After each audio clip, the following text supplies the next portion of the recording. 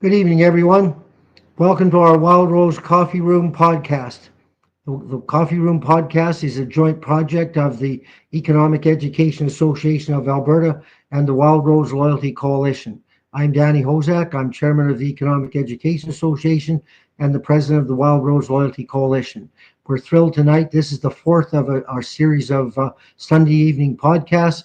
You can watch them. You can go online to watch them at any time. If you're watching it now, it's great. If you missed some of the earlier ones, you can go to wildroseloyaltycoalition.com and you can watch our past editions. We're absolutely thrilled tonight to have a dear friend of ours, Michelle Stirling. She's I think the executive director of Friends of Science, and she also is writes her own Substack. She's appearing tonight, speaking for herself and about something that is very dear to the Friends of Science, but it's also very dear to her, which is CO2. And the topic of our discussion tonight is the topic of our discussion tonight is, and I'm going to try and bring it up here, is modern day mass delusions. You'd think I could remember that, but it's been 3 minutes since I looked at it last. So modern day mass delusions, are we all victims of it?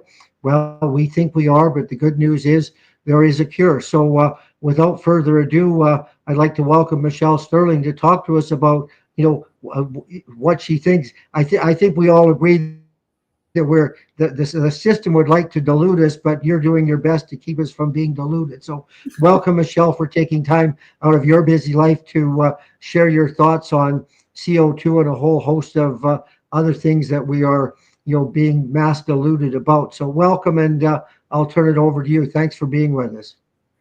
Well, thank you, Danny, and thanks for having me on the show. I did want to sort of preface this by talking about the fact that there seem to be a lot of things happening in society today where people are being led into thinking a certain way. And along the way, things get foggy and fuzzy, and you wonder, like, how did we get here? How did this possibly happen? So I want to show you tonight some of the reasons why some of these mass delusions, like the idea that there's a climate catastrophe, have become so ingrained. And I think you'll be astonished at the amount of money being poured into trying to make you think that the world is ending tomorrow. And there's still people who say, you know what? I don't think so. There's something wrong there, which is great because they're actually thinking for themselves. So I want to show you some of the techniques that are used. I want to discuss some of the other things like, how is it that a university is promoting delusional thinking? And I want to show you some background on the techniques that are being used so that maybe you can learn better how to fight them off and how to challenge them. So that's what I'm going to try and present tonight. Thank you very much, Michelle. Yes, I think it was Voltaire said, "It is dangerous to be right. It is dangerous to be right when the government is wrong," and I'm virtually certain it was Mark Twain who said, "It's easier to fool someone than it is to convince someone that they've been fooled." And what we're working at, and I think you alluded to it, in fact, you flat out said it. The governments around the world have spent billions, if not like hundreds of billions of dollars to try and delude us. And most of us are fighting back by having little private fundraisers and bake sales. And so we certainly appreciate I realize you do this as an act of love and an act of love for our country and love for science, and we certainly appreciate it. So why don't you walk us through how we got to where we are, and then we'll talk about how do we get out of where we are. Okay, very good. Here we are. Yes. Here we are. So my presentation is called Modern Day Mass Delusions. And here's another Voltaire quote. Those who can make you believe absurdities can make you commit atrocities. So, the path that we're on is quite dangerous, because it's not just that there's some faulty science going on or faulty archaeological research being presented, but it can go to very wrong places. So I want to start with Dr. Sally Baliunas. She was actually Friends of Science first scientific advisor. And the presentation that she made at that time, which we didn't record because we didn't have the facilities to record then, was about the witch burnings in the Little Ice Age. And so this presentation is online. You can go and see it. And she's talking about, this is a brief lesson in history about fear and ignorance of extreme weather 500 years ago. But many of the things that she says in this video echo today. So back then, in the Little Ice Age, the weather was very erratic, extremely erratic. And so, people started being picked on. And the idea was that we could burn the witch for the crime of weather cooking with the help of Satan. And many thousands of women, mostly, but some men too, were accused of being witches. And of course, this false accusation, once it's glommed on you and there's a mob mentality and a mass delusion, there's almost nothing you can do to escape the mob. But this witch hunt is still going on. And ironically, I found this paper that was written by a professor at Mount Royal University. And it led me to going back to the ClimateGate emails, where I found that, in fact, Dr. Baliunas had literally been run out of the scientific community by people with vested interests, senior scientists with the Intergovernmental Panel on Climate Change, senior lead scientists. And you can read it for yourself in this paper that I wrote, rebutting the paper that he wrote. So here's the paper that he wrote. The professor is Timothy Haney. He said scientists don't care about the truth anymore. The climate change denial and rejection of science in Canada's oil country. This was based on a survey that he actually did about the Calgary flood in 2013. The survey was done, I think, in 2015, but this was actually published in 2021. And in the paper, there are a lot of references of the people that were interviewed who were talking about our billboards. So when I read this paper, I kept saying to myself, well, that's crazy. We haven't run billboards for like almost a decade. Why are people referencing this? Then I realized, because this was done back in 2015. And one of the unusual things in this paper is they state specifically that they never asked any questions about climate change, because they were actually asking questions about the flood and flood awareness. When did people know that there was a dangerous flood coming? And when did they evacuate? So there was no questions specifically asked about climate change. The researchers just drew all this apparently from innuendo. So I don't call that scientific research. But part of the whole thing is that in Haney's paper, he said that these oil executives that he had interviewed were rejecting the scientific consensus. Well, what is scientific consensus? It's a social proof. We're kind of herd animals. We like to do things that other people do, and we like to stick together. And you'll notice these are pointers from Robert Cialdini, who probably sort of invented this description of a social proof. I guess it's the same as a fad, if you want to put it in the simplest terms. If everybody's wearing Uggs boots, then everybody wants to wear Uggs boots. If everybody's wearing Nikes, then everybody wants to wear, and this is how marketers frame their stories so that people will jump on the bandwagon. Now, these points that he's making here are things that you can use in, say, sales meetings to be constructive and ethical in your encounters. But you can see how many of these things can be used against people, reversed and used against people unethically to try and get them to go along with the climate scare. So in reciprocation, for instance, when Catherine McKenna returned from COP21, she was wearing this little tiny coconut frond on her jacket. And she was talking about the Marshall Islands. And she said, they gave me this coconut frond and they told me that their island is sinking. They're all going to drown unless we go for 1.5 degrees Celsius. I know it's more ambitious, but, we have to do it. So reciprocation, that had an effect on all of Canada because she signed us up to the stupid Paris Agreement. Commitment and consistency. So they often ask people to make a climate pledge, that you'll take the bus once a week instead of your car, or you ride your bike to work, or you won't buy meat anymore, things like that. A social proof, of course, this is the whole idea of people like Greta Thunberg. People followed along with her because she was so affirmative about climate change and so emotional. And poor little girl. I mean, I think that she quite honestly felt those things that she said at the UN and was probably terrified being in front of all those people. I would have been. But people were drawn to her because of her sense of commitment. And because so many others jumped on her bandwagon. And liking, celebrity aid is often used in climate issues. Authority, they say 97% consensus from scientists, right? And scarcity, you don't want the earth to die. You don't want there to be nothing left for your children. So you can see how these are manipulated to pull you in. And so once you're aware of them, you can also fight back against them. Now, the opposite end of the spectrum is ostracism.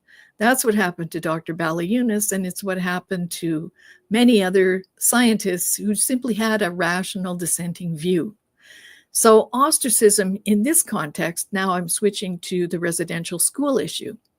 Now, people may be wondering why there are almost no politicians who challenge the Indian residential school mass graves narrative. Why? Well, because of what happened to Senator Lynn Bayak. She happened to stand up and say, a lot of people benefited from Indian residential schools. And she also apparently has an adopted Aboriginal sister.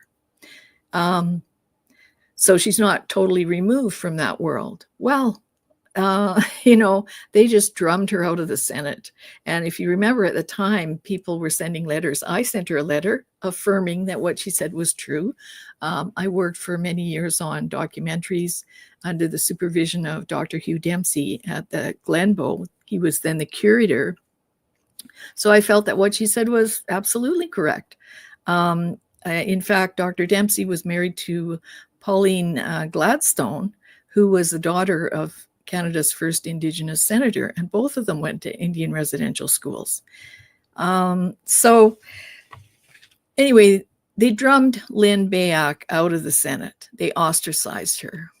And ostracism is very, very powerful. And this is also what has been done to, say, climate change deniers. And you'll notice the language is the same for climate change deniers, residential school deniers, et cetera, et cetera. So, cutting you out of a group function or out of interacting with other people. They actually, in this book, they suggest that it's just like a physical pain. It hurts as much as if somebody smacked you.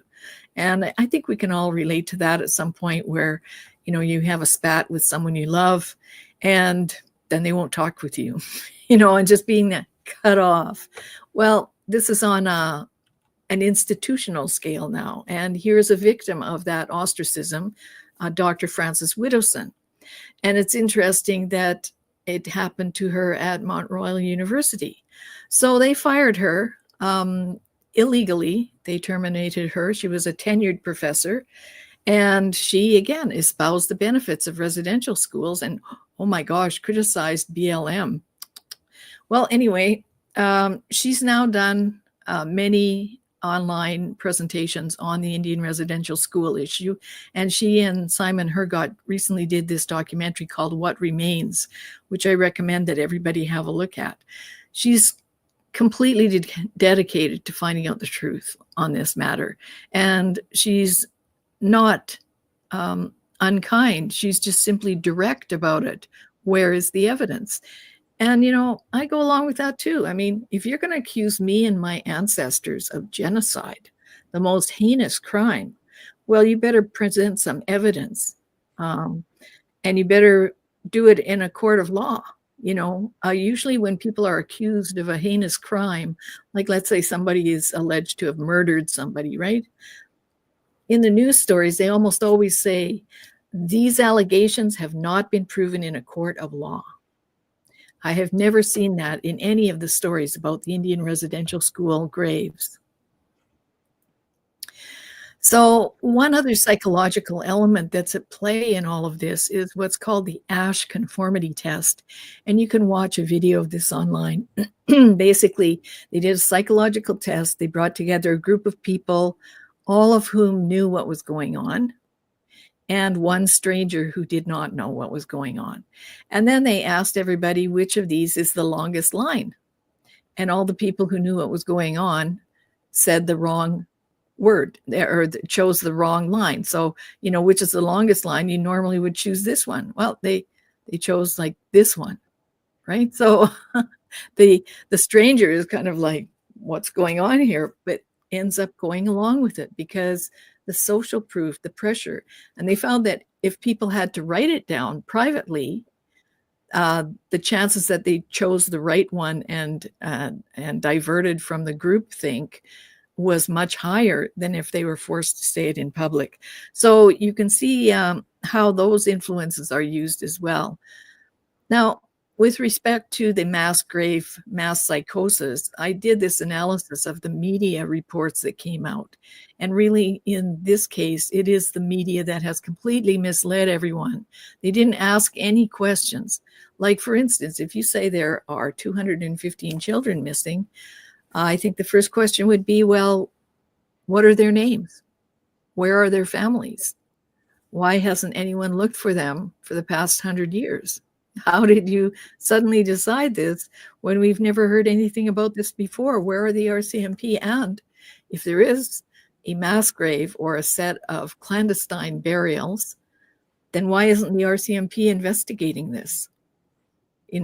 So it's a blood libel that's been spread all across Canada and all across the world.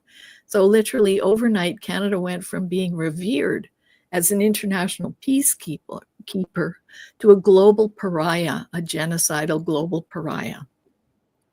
Now, having said that, I do want to share that I believe strongly that the Aboriginal community is suffering terribly. They are suffering terrible, terrible losses, opioid crisis, alcoholism, suicide.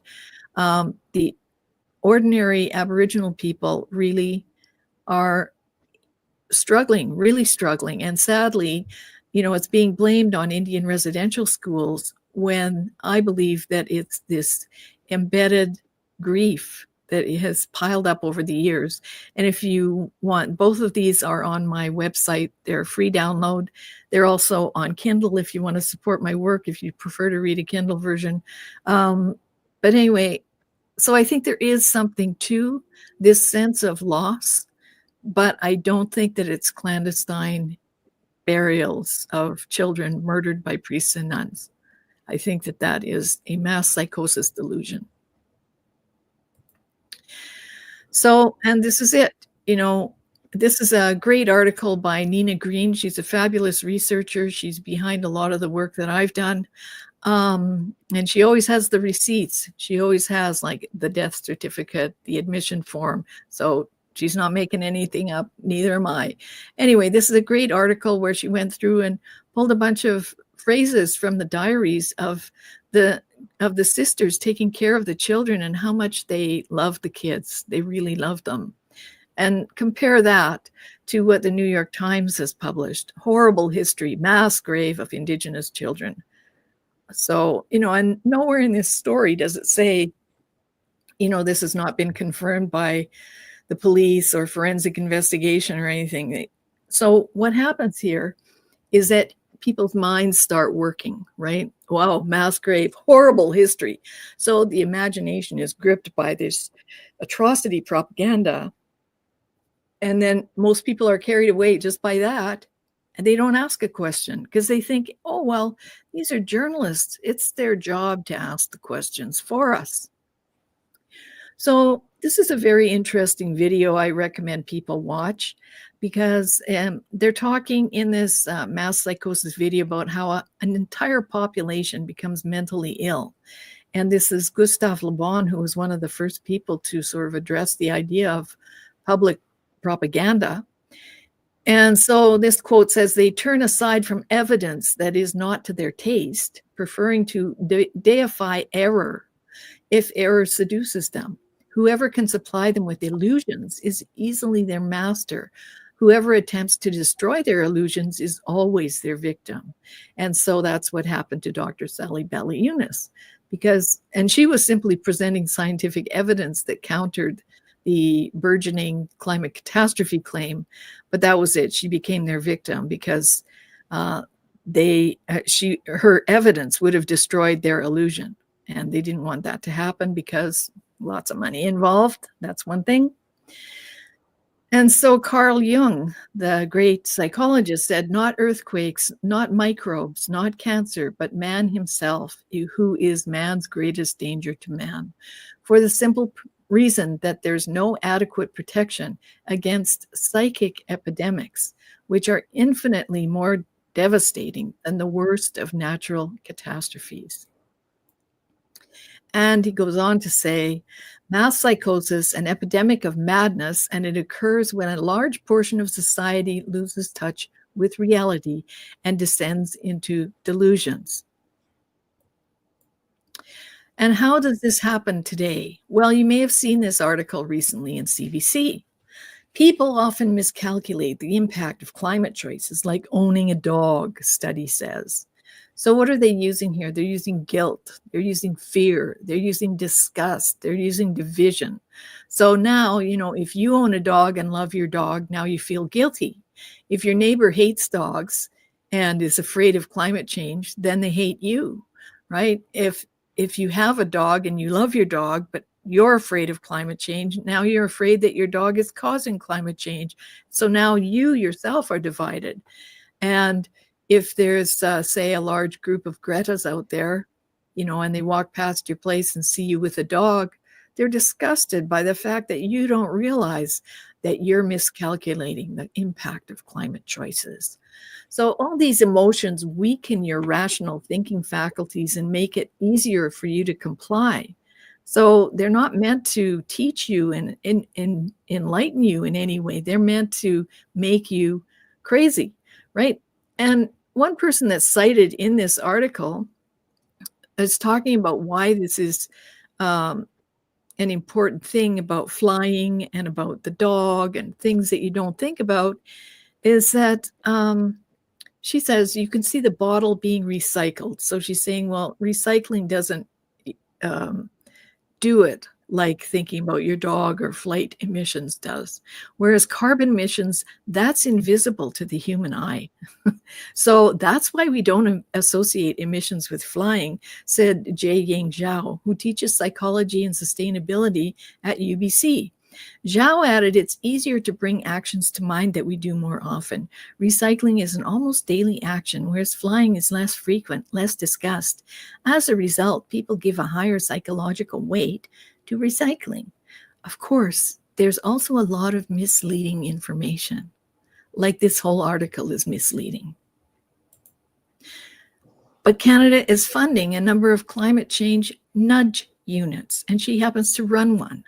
She's one of the researchers on climate change behavior to avert the climate crisis, the imaginary climate crisis. So they've broken this all down. They've done all kinds of research, and you should read the article that goes with this.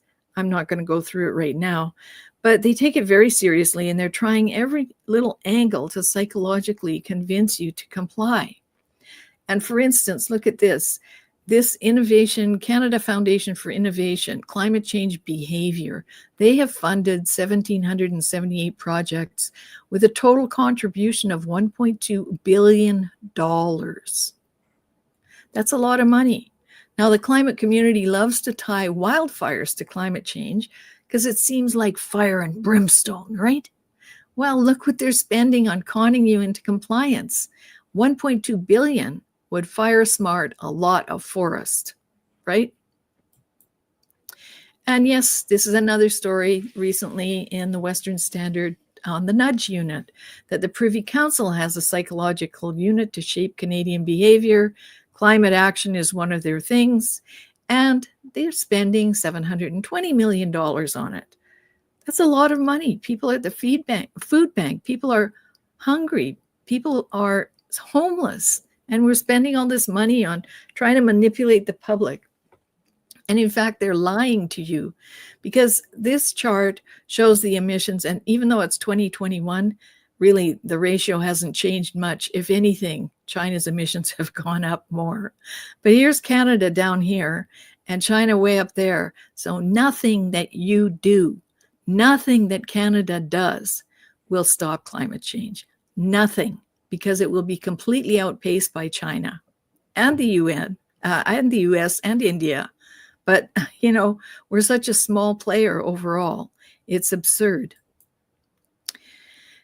And a lot of people don't realize how huge the funding is for all the environmental, non-governmental groups, because they're the ones who have the megaphone. They're the ones who have the charitable status. They always look like they're wearing a halo because they're saving the planet for our children. I'm doing this for you. All I ask is that you don't have another steak, right? And send me $50 because I'm the David Suzuki Foundation or whatever, right? So this is from 2019. This is a series of reports that were published by Friends of Science Society. They were done by Robert Lyman, who's a former public servant of 27 years.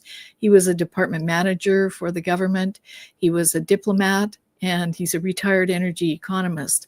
But it's similar to some of the work that Vivian Krause did, but because he was in the government, he could actually determine some of the internal impacts, like on the tax pool from all of these things. So he just took the top 40 ENGOs, and we have many more than 40 in Canada. But from the top 40, the revenues received by the ENGOs and their Enviro Law counterparts over the period of 2000 to 2018 was 18 times the revenues received by all federal political parties, and over 27 times the revenues received by market-oriented institutes. That would be like the Fraser Institute. Both Ducks Unlimited Canada and the Nature Conservancy Canada annually receive higher revenues than all the major federal political parties. And a large portion of the funding to these organizations is from the federal government. So you're actually funding these people who are putting you out of work and shutting down your industries. The revenues received by the Tides organization, this is now known as Make Way, by that organization alone is more than the combined revenues of Canada's two largest federal political parties, the Liberal Party of Canada and the Conservative Party of Canada, during that period of 2000 to 2018. The David Suzuki Foundation's annual revenues exceed those of the NDP, the federal NDP, and 8 ENGOs have annual revenues that exceed those of the governing Liberal Party of Canada. So now you know why everyone's always on the climate change bandwagon. These reports show how money is funneled back and forth and how it's also affecting our freedom of speech.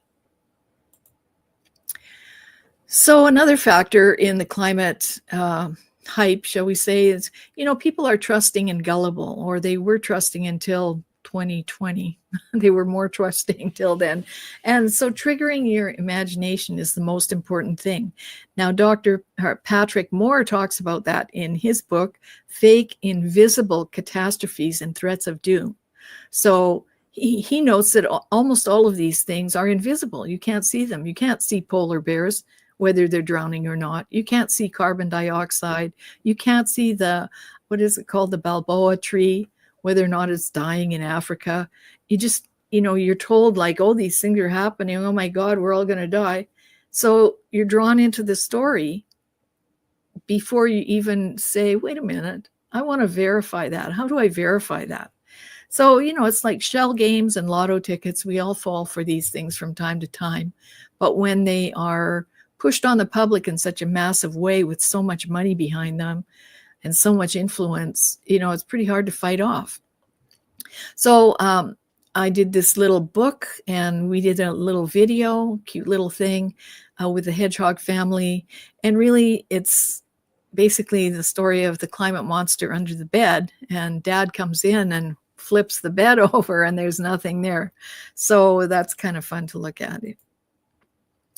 And it's all because of a new market in the world, carbon markets, where they buy and trade carbon credits. But you know what that is? This is the ultimate mass psychosis, mass delusion. The carbon market is based on the lack of delivery of an invisible substance to no one. Because in typical commodities markets, it's not likely, but it is possible when you make a purchase, say, of orange juice or pork bellies or whatever through your trader, it is possible that one day they might phone and say, oh, your rail car of pork bellies has arrived. Where shall we put it? That never happens with this. It's all just virtual trading. And it's a lot of money, but it's something that presently we individual citizens are not involved in. But that is the next plan, to have a personal carbon ration and make you part of this wild carbon trading program. But just remember, it's the lack of delivery of an invisible substance to no one. Like, isn't that the ultimate scam? Now, there's another element that folds into this, and that is something that Michael Crichton brought up in his book, State of Fear. And he talks about why politicized science is dangerous. So he's saying here, imagine there's a new scientific theory that warns of an impending crisis and points the way out. And then he talks about how this was a very big thing some time ago, but he's not talking about global warming. He's talking about eugenics. And it was a famous theory. It gained so much support, but it was actually pseudoscience. Unfortunately, of course, it led to the deaths of millions of people. And the history is so dreadful, and those who are caught up in it, it's so embarrassing that now it's rarely discussed. But it is a story that should be very well known to every citizen, so the horrors are not repeated. And this is discussed in this book.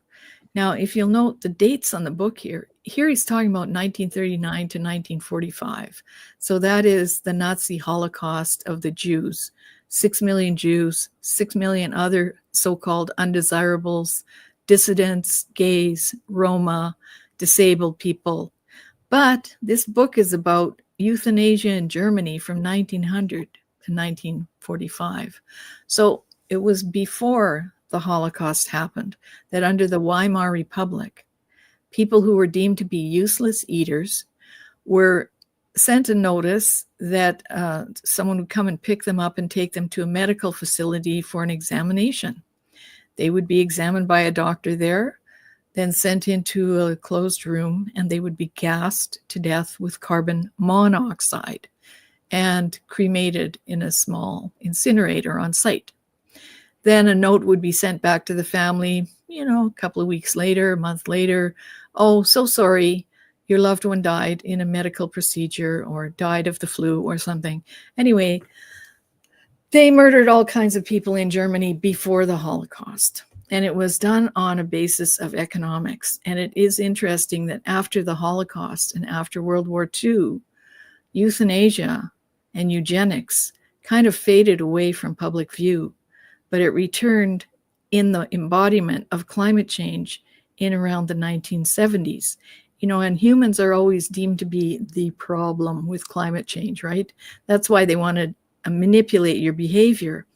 And sadly, Peter Drucker, who was a management expert and an economist, talked about how the breakdown of social and political structure in Europe culminated in the rise of Nazi totalitarianism. He explains the tragedy of Europe as the loss of political faith, resulting from the political alienation of the European masses. So what happened also in the Weimar Republic was it was simply an economic decision to get rid of these so-called useless eaters, or a life lived without worth. And what's happening in Canada today? Well, we are a climate leader. And one of the things we're doing is we're leading any sick person who may be costing us money right off the cliff into MAID. So, have a look at this article on the Western Standard on all the money that we're spending on climate change, as opposed to the fact that we're saying, well, it'd be cheaper to just push them off the train, right? And give them MAID. Now, I must say, my own brother chose MAID. He had a very difficult health condition that was very rapidly progressing, and he did not want to live that way. But he was really helped by the Alberta health system to help him live the best he could. And the process of assessment was very, very thorough, and he wasn't just shoved into it. If anything, they tried to push him back and say, no, you can live your life well this way, even though you might be disabled. And many people who are disabled lead a very fulfilling life. We cannot choose for others. In the end, he did choose it. But at the time, and especially after COVID, I realized, wow, MAID is just going to be applied to everyone. And sadly, that's what's happening. So there is another modern day witch hunt that I think is going on, and I think it's also related somewhat to MAID and to climate change, and that is against boomers. And I was very concerned about this over the last election period as well, because boomers have been accused of, like by Greta, of creating a fictional climate crisis, of causing the housing crisis, of collapsing healthcare, of living high on the hog, of having devilish financial powers, and being selfish and uncaring. And, there probably are some boomers out there who are living high on the hog and, seemingly uncaring because they're well cared for financially. But there are lots of boomers who are really like living on the brink. They don't have a spare cent. There are people at the food bank. And for the most part, the boomer generation was full of volunteers. These are people who built communities. They went out to the bake sale, to the raffle, to take care of the kids' hockey arena, to make ice in the middle of the night, to drive the kids here, there, and everywhere. I mean, it was really a volunteer society. And now as the boomers are getting older and unable to do that, you find there's lots of gaps in the volunteer community because there's no boomers. But no one gives them credit for that. But I find this very, very concerning. And especially the vehemence of Greta toward adults, I think has been very detrimental for society. So then I want to ask one closing question. What other country in the world has suffered such a shocking reversal of perception? From Canada as a nation that educated Indigenous children so that they could, assimilate into modern day life and not be stuck in the forest, unable to speak, read, or write, to transact or travel. I mean, this was the method. The Indian residential school was a method to give people a hand up into a new society. It was the just transition of the time. How many other countries have suffered this kind of shocking reversal from this goodness and dedication of these nuns and priests to now being accused of being genocidal murderers who never cared, who never tried to do anything? Well, there's a modern day mass psychosis against Israel, and it's no surprise to me that Greta is part of it. So what really needs to happen is that Hamas needs to lay down weapons, release the hostages, and surrender. And until that happens, there's going to continue to be a war, because those hostages are ordinary people who should never have been taken hostage. And the world has completely flipped from looking at Israel as the high-tech nation and the startup nation, the nation that gave us all kinds of things, like a lot of the computer equipment we're using tonight is designed and created by Israelis. And now they're being attacked and their reputation destroyed, just like Canada's reputation was destroyed by a mass delusion. So I hope you can free your mind, join my Substack. It's free. Sorry no more, I call it, because this is the attitude that we have to take to fight off the mass psychosis, the mass delusion of the Indian residential school graves. And I also have thoughts about things on my blog, and that's really just what it is, thoughts about things. And that's what I provided for you this evening, my thoughts about these things. Thank you very much. Thank you very much, Michelle. You've certainly covered a wide range of topics, certainly food for thought. You're absolutely right. To start with Greta Thunberg, I've been saying she was only right about one thing, and that was when she said I should be in school. There's certainly certainly a whole host of things where she doesn't know the truth, and yet somehow, I guess, with the mass media and one thing and another, they made a hero out of her when she certainly shouldn't have been. When you talk about the mass graves in the residential schools, we have friends who actually went to residential schools, and our one friend said like she would have starved to death had it not been for the residential schools. And my friend had a fellow work for him who had been in a residential school, and he lived in a bunkhouse on their farm. But he said when he walked by the bunkhouse, like he said, his bed was made every morning. He said it would make a sergeant major proud to look at the way he made his bed. And he obviously learned to do that at a residential school. And he said, the fella, he said he could write so well. He said, I'm sure he didn't, but my friend said he could forge the Queen's name if he wanted to, because he was such a good writer. But we never hear the good side. We never hear the stories of the people that the residential schools saved, or and I mean, so anyway, thank you for trying to bring light to some of that. Where the whole climate hoax has caused I think untold misery to our province, but it's also like some of these young kids that are worried about having kids. Well, I know it's money for some, but you look at some of these young people in their 20s and 30s saying, "Oh, I don't think we'll have kids. We don't want to. We don't want our kids to grow up in a world like this." Like, Yeah. My aunt was born in 1910, just before the First World War, and my uncle, my 97-year-old uncle, was born in 1928. He just died a few weeks ago. Sure, they lived through two wars, they lived through the Great Depression, but I would say in total they had one of the greatest lives in human history.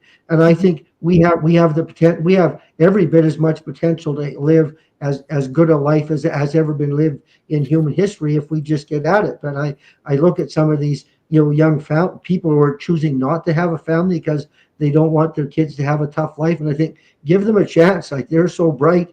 Like, who knows? They may well be one of the ones who figure out how to be sure we do have a better life just the way we have. So, have we got any questions? Am I supposed to be looking at our chat to see if we have any questions? No, we don't have any questions. I don't see any questions. I'm sure somebody will let me know. Yeah, that's when you talk. I think they'll put them on the screen if anybody asks us a question. So, but again, you just look at the whole climate thing. I think the tide is actually turning, isn't it? And we had Bruce Party on the other night, and I said, well, he said, well, I'm just an academic, and I said, well, actually, one of my favorite books, it's an Ayn Rand book. It's called For the New Intellectual, and he said, well, I'm part of the establishment. I said, no, I don't think you're part of the establishment. And what she was saying was that the Western world, we've had unprecedented prosperity basically in the last 100 years, essentially because of the benefits of the free enterprise, the capitalist system, and the American way of life. But she claims, and I agree with her, we were betrayed by the intellectuals. She said the intellectuals, instead of defending why we were living so right, chose to live comfortably at the expense of the government and complain about the people who were making who were actually producing stuff. I think, most free enterprise people like myself, I was going to hold up my Atlas Shrugged book, but I must have lent it to someone. But I'm sure you have one in your library too. But I think most young free enterprisers have read Atlas Shrugged and talked about, yeah, it's a legend, of course, of Atlas holding up the world, and Ayn Rand's theory, of course, is that the businessmen are the ones that are holding up the world. Absolutely, and we're still doing that to this day. And good old elbows up Carney is just hell bent on attacking the modern day atlases in Alberta. So, but anyway, all we can do is spread, try and spread the word, and keep talking to people. I'm glad you mentioned Dr. Patrick Moore's about the invisible catastrophes. Like one of the things you didn't mention, one of the invisible catastrophes he talks about is the island of plastic in the ocean that they talk about, or a Right. floating island of plastic. He said there's no island of plastic there, and he says if there were one, it didn't come from the Western world anyway. It comes from some Eastern country where they do put it in the rivers. But at the end of the day, he wasn't that upset about it either, because he said the birds sort of use plastic and wood and one thing and another, in their gizzard to actually digest the food. So some of these things do sort themselves out. You know what I mean? So anyway, it's you know, I guess I don't really know where we go from here. I guess all we can do is keep trying to get the message out. As you know, you've spoken at some of our freedom conferences, and when you first talked about MAID, I think it's about 5 years ago, probably in maybe 18 or 19. I didn't even know what MAID stood for. Now, as you say, that's the first thing the government offers you if you're having a problem. Like you've heard the story of the young, like she was a lady soldier. She wanted help to build get a ramp for her wheelchair. And they said, well, we can't afford that, but we could have made for you by noon. You know what I mean? And you Kind think, of, yeah. this Well, is our government? Well, people don't realize that the medical doctors, and you can go online and look at the CMA, the Canadian Medical Association website, they have committed to net zero also. So they want to cut medical emissions in half by 2030. And that's what my talk was for you that time. It's called Net Zero Plus Healthcare Equals Made for You. So you can see that video on my website, and also the PowerPoint there. And, they're doing things like now they give out a Parks prescription in BC. So you go to the doctor, you say, oh, I don't know, maybe I have some high blood pressure or something. Instead of giving you a prescription or medical treatment, they write you a prescription to go and sit in the park for 20 minutes every other day for 2 weeks. And of course, I'm all for sitting in the park. I don't think it's a bad idea for a doctor to say, get more exercise, get away from your screen, get outside. But I think it's crazy to call this medical care, because they're just using it as a way to not actually treat you. And then there's another thing that they're doing where you've probably heard of it, where some doctors are saying, oh, we have to save the planet because we're going to stop using this anesthetic that works really well and use one that is less emissions intensive. Doesn't work as well, but you're just a patient. We're saving the planet, right? I mean, these are crazy things that they're doing. Or in England, and they're probably doing it here too, this is why MAID probably came into being. In England, there was a paper published about the frailty of the carbon footprint of frailty, meaning, when you're older, what is your carbon footprint in the medical system? Well, of course, it's going to be much bigger than most people when they're younger, because most people when they're younger are pretty healthy and they don't need to go to the doctor very often. As people get older, they do. So yes, your carbon footprint and your medical use goes up as you get older, but is the answer to that denying people health care? Or, during COVID, I understand in the UK, a number of care facilities were giving people enormous quantities of midazolam, I think it's called, which is a respiration suppressant. And so a lot of elderly people died alone. And it seemed like, the world has, the OECD nations in 2016 had something like $78 trillion in unfunded pension liabilities. So is that how they're getting rid of pension liabilities? By giving people MAID or denying them health care? So they suffer so much that they ask for MAID. And of course, net zero. We got to reach net zero. So, all these things are intertwined, even though at first they sound absurd, ludicrous, but it's there. It isn't hardly believable, but I mean, it's a fairly safe bet that what you're suggesting is it will have crossed their mind that that would be one way that could save them from their folly. The other Well, thing that we and you haven't really see it touched in on, what I presented tonight. Sorry to interrupt you, but you see it from no, Germany, from pre-war Germany. and I mean, when you look at the excess deaths from the vaccine, clearly there's more people dying that are vaccinated. You know what I mean? And we don't need to get in that tonight. But on the other hand, like you can be sure like I just saw a thing on Twitter today. It said if the unvaccinated were dying at a higher rate than the vaccinated, it would be front page news every day. You know what I mean? But we're not. You know what I mean? And so again, that's another way of like I don't know if they planned it or if this is like I don't know if it's a planned thing or if it's just general incompetence. But nevertheless, they're all they're pretty dangerous things. And one of my pet peeves is the fact that our government is vaccinating children under the age of 18 with the mRNA vaccine when I think even if they do get COVID, they have a 99.9% chance of getting better. And so I look at that as being a modern day war crime. Like I mean, and Danielle Smith's going to be in Lloyd next week, and I intend to mention it to her because, like, again, if people, it's not, I don't, people over 18, if they want to get vaccinated, or if they want to smoke, or they want to drink, or if they want to do whatever they want, that's fine by me. But I don't think we should be vaccinating our children until we've had 10 years of very, very intense studies. And we all know there haven't been any studies. And most of the studies that did come out, even the Pfizer guys have admitted that they actually lied about what the results were, which again seems borderline criminal to me. But I guess the good news is like Bobby Kennedy Jr., who didn't used to be one of the people that I would say I idolized.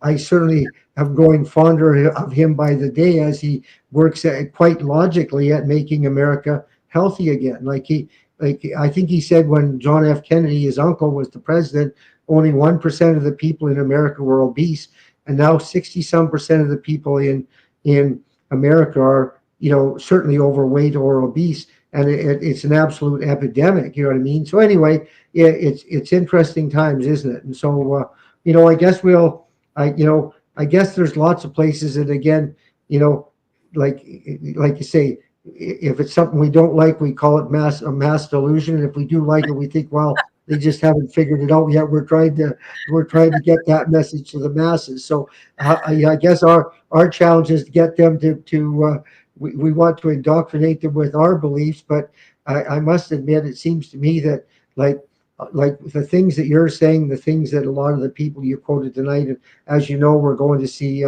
Dr. Frances Winspoon get her Yes. George Jonas Award sometime in September. I mean, those people have risked their career to tell the truth to society, and I think we really should give them some credit. And I mean, I have a lot of sympathy for some of the doctors who were, basically bullied into, you know, I Compliance. would call, yeah, compliance. Yes, exactly. Yeah, you know what I Yeah. mean. So it's interesting times. But anyway, thanks for joining us. If we have no questions, I guess we'll call tonight, and Thank we'll you. we appreciate you. We appreciate all the work you do both with us, and we will. I don't know, David, did you put up Michelle's Substack? Like, if people would follow Michelle's Substack, I read it as often as I have time, and I'm such a slow reader. There we are. There's your Substack, but it's easier for me to just call you and have you tell me what you're writing about these days. But we certainly enjoy that too. So thanks for taking time to share with us, and Pleasure. we'll say goodnight to you, and then I'm just going to do what I usually do at the end is I'm going to tell them a little bit about our next event, and of course I'll ask them for make a donation either to you or to me, and so we'll go from there. So thanks for joining us. Okay, Thank you. good Good night. night, Yeah, everyone. yeah. Good night. Thank you, everyone. Thanks for joining us. Thank you to Michelle for she's just an absolute wealth of information. She's done a wonderful job, rebutting a whole host of the misinformation about climate. She's done a lot of work on checking out the mass graves and pointing out quite correctly, if there's really a mass grave there, dig it up and let's find out who the missing kids are. And I think Michelle has some really good information on that on her Substack as well, which is well worth taking a look at that. We're going to do this again in a couple of weeks. I was talking to Corey Morgan. I'm hoping we'll have Corey Morgan talking about all the work that they're doing to try and to promote the independence referendum. As you may or may not know, the Alberta Prosperity Project sent their proposed question to Elections Alberta. Election Alberta sent it to the courts. The courts are wondering if the question is constitutional. I talked to Dennis Modry, and he said, well, we're talking about leaving Canada, which obviously is questioning the Constitution. I guess we're not questioning, we're just saying, or Alberta is saying, we're planning on leaving, and if we leave, I guess you can do what you like with the Constitution. But in any event, it seems to be being held up in the courts by this question of, is it constitutional? And like Dennis said, how can it be unconstitutional to question the Constitution? But in any event, that seems to be the strange world that we're living in. So if there's any developments in that, in the next 2 weeks, we may ask Dennis and Bruce Party to come back on and explain what that means to the Alberta Prosperity Project's, mission to get the signatures it takes to force a referendum on independence, which we intend to do everything in our power to help them get the signatures and then help them win the referendum. If you're a Wild Rose member, excuse me, if you're a Wild Rose member and you would like to help us, we've told Dennis that we'll be more than happy to be some of the volunteers that we're hoping to have some information meetings and collect signatures at the information meetings. And so if you'd like to volunteer, by all means do. And like I say, if you'd like to send a few dollars to Michelle and her Substack, she does that completely without any help from anybody. And she's like I say, she works part-time for the Friends of Science, but she could certainly appreciate your help.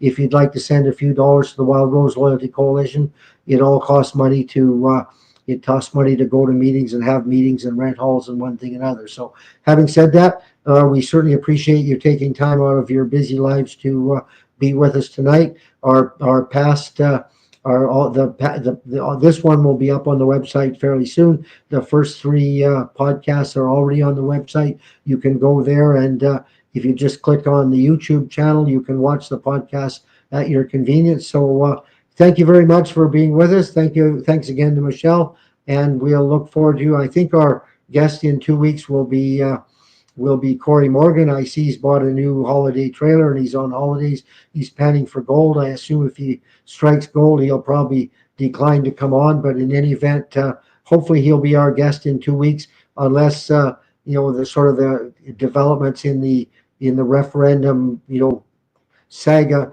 warrant having Dennis and Bruce Party on to discuss where we're at on that. So thank you for taking time to be with us. We look forward to talking to you again in a couple of weeks. Good night.